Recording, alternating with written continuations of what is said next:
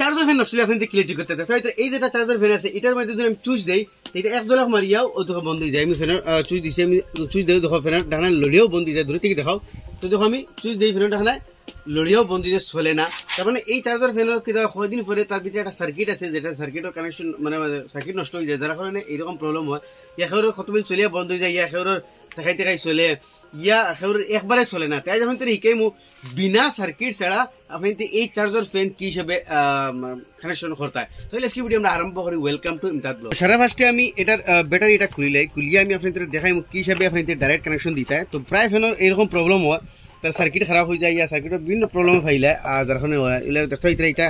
এটা ফক্সিন ব্যাটারি কিন্তু এটা ব্যাটারি পাওয়া খুব টান যে ফাইলিছে কিসমত বলা তো গেল ব্যাটারি কানেকশনটা আমি খুলিলাম আর এই পার্টটা আমি আগলা হরিলাই তো এই যে সার্কিট দেখতে হইতা এই তার ভিতরে এই সার্কিটের প্রবলেম ধরে এই মানে সার্কিটটা খারাপ হয়ে যায় তার মানে কম্পোনেন্ট কিছু খারাপ হয়ে যায় যার কারণে এইরকম প্রবলেম হয় আপনি তোর চার্জও চলে না ইয়া ব্যাটারি থাকলেও এইরকম প্রবলেম হয় দেখাই দেখাই চলে ইয়া বন্ধ হয়ে যায় তো আমি সাধারণত সার্কিটের অন্তকে তোলা সার্কিটটা খুলিলে যাতে আপনি তোর বুঝতে সুবিধা হয় তো আপনি ধ্যান দিবা এইটা দেখতে হইতে এটার লোকে তার ব্যাটারি লাইন যেটাকে ব্যাটারির মধ্যে লাগছে ফিন দেখতে হইতে আর এইটা হইল কি তার সকেটের চার্জিংয়ের লাইন যেটা আমরা এনে চার্জার লাগাই আর ওটা গিয়ে মানে লাগছে আমি খুললেছি আর ওটা হইল কি আমরা ফ্যানের লাইন তো আমরা এই চার্জিংয়ের লাইন দুটা নিয়ে এই ফ্যানও দিলে আমরা ফ্যান বাজু চলে আর এই দুটা লাইন এগুলোর মধ্যে লাগাই দিলে আমরা ব্যাটারি চার্জ হয় কিন্তু ব্যাটারি চার্জের মধ্যে একটা ডায়োড লাগাই লাগবে তো আমি কানেকশনগুলো খাটিয়ে আপনাদের আলাদা আলাদা করিয়া জয়েন্ট দিয়ে দেখাই লিমু খাটিয়ে ফেলাই দিমু যেহেতু আমরা ডাইরেক্ট কানেকশন হইতো এখন আগুন চুলাইলাই মূল আমরা ওয়ার তিন গেছে এগুলো চার্জার এগুলো কি ডাইরেক্ট মোটর যখন ফ্যানও গেছে আর এগুলো কি তার চার্জার যেগুলো লাইন লাগাই ওগু আর এগুলো কি ব্যাটারি তো আমরা এই কানেকশন যে আমরা ও লালে লালা খালা খালা লাগাই দিই আর ওগুলো লালে খালা খালা লাগাই দিই তো আমরা ওই দিব কিন্তু ডাইরেক্ট ওই দিব তার মানে ইনো মাঝে আমরা অনেক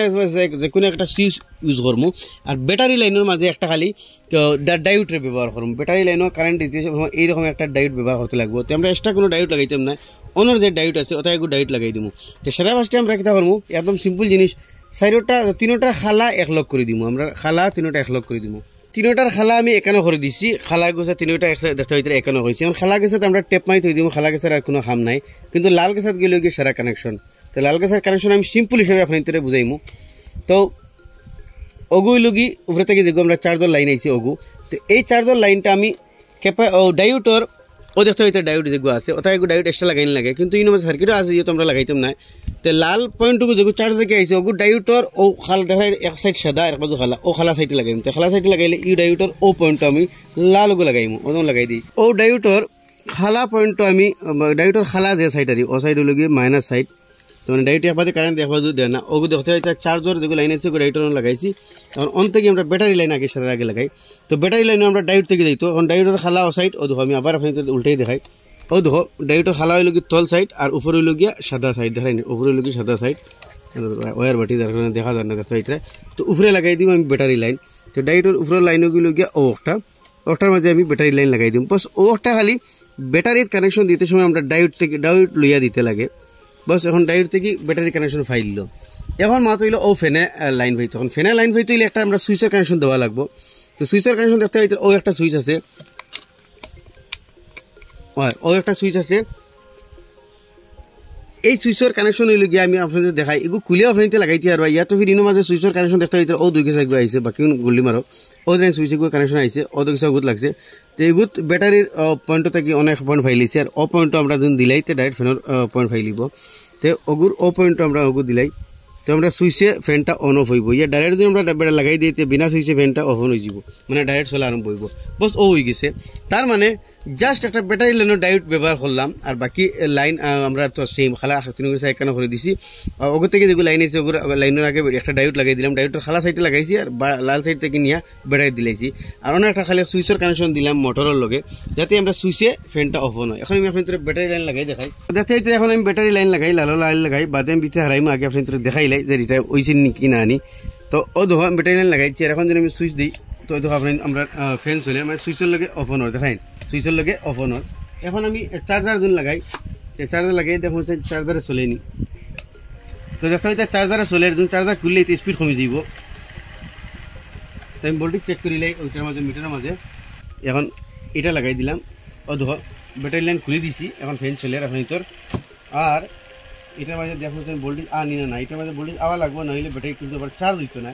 তো প্রায় ফ্যানও এরকম প্রবলেম হয়, সার্কিটের বিভিন্ন ইকুইপমেন্ট খারাপ হয়ে যায়। তো দেখো লাগাইছি মিটারের মাঝে আমার ভোল্টেজ শো করে, তার মানে এটার মধ্যে কারেন্ট আর